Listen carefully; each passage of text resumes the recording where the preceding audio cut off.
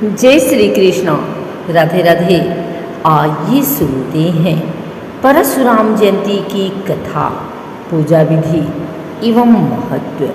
हिंदी पंचांग के अनुसार हर वर्ष वैशाख माह में शुक्ल पक्ष की तृतीया को परशुराम जयंती मनाई जाती है।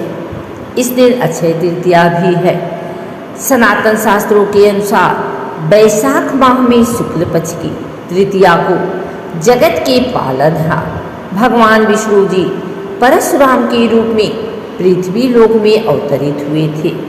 अतः इस तिथि पर परशुराम जयंती मनाई जाती है। यह पर्व देश भर में हर्षोल्लास के साथ मनाया जाता है। कई जगहों पर शोभा यात्रा का भी आयोजन किया जाता है। धार्मिक मान्यता है कि इस दिन भगवान परशुराम की पूजा उपासना करने से साधक को अमोघ फल की प्राप्ति होती है। आइए सुनते हैं पूजा विधि और कथा। सनातन शास्त्र के अनुसार चीरकाल में महिष्मती नगर में क्षत्रिय नरेश सहस्त्रबाहु का शासन था। राजा सहस्त्रबाहु क्रूर और निर्दयी था। उसके अत्याचार से प्रजा में त्राहिमाम मच गया। लोग अपने राजा से निराश और हताश से उस समय माता पृथ्वी जगत के पालनहार भगवान विष्णु के पास गए। माता पृथ्वी के आने का औचित्य श्री हरि को पूर्व से ज्ञात था। इसके लिए माता पृथ्वी को आश्वासन दिया कि आने वाले समय में सहस्त्रबाहु के अत्याचार का अंत अवश्य होगा। जब जब किसी अधर्मी द्वारा धर्म पतन करने की कोशिश की जाती है, उस समय धर्म स्थापना के लिए मैं जरूर अवतरित होता हूँ। आगे उन्होंने कहा, हे देवी, मैं महर्षि जमदग्नि के घर पुत्र रूप में अवतार लेकर सहस्त्रबाहु का वध करूँगा।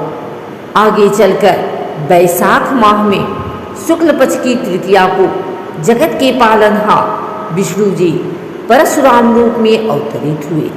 कालांतर में परशुराम भगवान ने क्षत्रिय नरेश सहस्त्रबाहु का वध कर पृथ्वीवासियों को सहस्त्रबाहु के अत्याचार, भय और आतंक से मुक्त किया।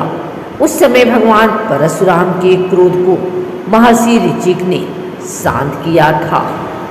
एक और कथा के अनुसार पिता के कहने पर परशुराम जी ने क्यों किया अपनी माँ और भाइयों का वध, आइए जानते हैं।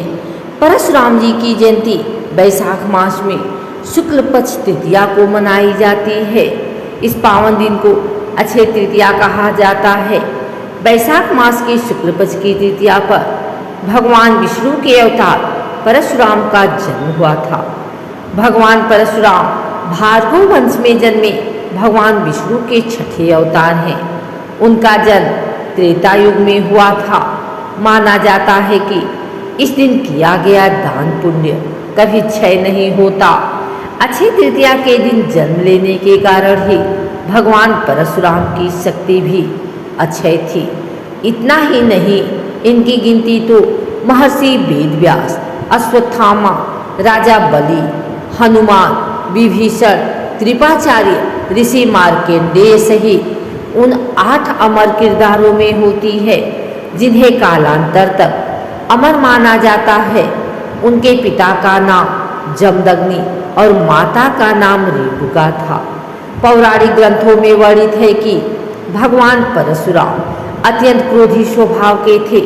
इनके क्रोध से देवी देवता भी थरथर कांपते थे। धार्मिक मान्यता के अनुसार एक बार परशुराम ने क्रोध में आकर भगवान गणेश का दांत तोड़ दिया था। वही पिता के कहने पर उन्होंने अपनी मां को भी मार दिया था। इस दिन भगवान विष्णु के परशुराम अवतार की पूजा करने से शौर्य, कांति एवं ऐश्वर्य प्राप्ति होती है। शत्रुओं का नाश होता है। श्री विष्णु अवतार भगवान परशुराम पराक्रम के प्रतीक माने जाते हैं। वह अपने माता पिता के परम आज्ञाकारी पुत्र थे। पौराणिक कथा के अनुसार एक बार परशुराम की माता रेणुका जल लेने नदी पर गई। वहां उन्होंने गंधर्वराज चित्ररथ को जल में अप्सराओं के साथ देखा और कुछ देर वहीं ठहर गई। उस समय माता रेणुका के मन में विकार उत्पन्न हो गया था। अचानक उन्हें याद आया कि उनके पति के हवन का समय हो रहा है और वो तुरंत जल लेकर घर पहुंची। जमदग्नि ऋषि ने अपने तपोबल से अपनी पत्नी का मानसिक व्यभिचार जान लिया। उन्होंने परशुराम से बड़े अपने 3 पुत्रों को आज्ञा दी कि वो अपनी माता का वध कर दें, लेकिन किसी ने भी इससे पाप समझकर अपने पिता की बात नहीं मानी। अंत में ऋषि ने परशुराम को अपनी माता का वध करने की आज्ञा दी। साथ ही उन्होंने कहा कि अपने भाइयों का भी वध कर दो, क्योंकि इन्होंने मेरी आज्ञा का पालन नहीं किया। परशुराम ने पिता की आज्ञा का पालन करते हुए अपनी माता और भाइयों का वध कर दिया। पुत्र की पितृभक्ति देख जमदग्नि ऋषि प्रसन्न हुए और उन्होंने परशुराम से वर मांगने को कहा। परशुराम अपने पिता का तपोबल जानते थे। उन्होंने अपने पिता से अपनी माँ और भाइयों को पुनर्जीवित करने का वरदान मांगा। उन्होंने पिता से मांगा कि उनकी माँ और भाई ऐसे जीवित हों जैसे कि निद्रा से जागे हों और उन्हें इस बात का स्मरण न रहे कि मैंने उन्हें मारा था। जमदग्नि ऋषि के तपोबल से ऐसा ही हुआ।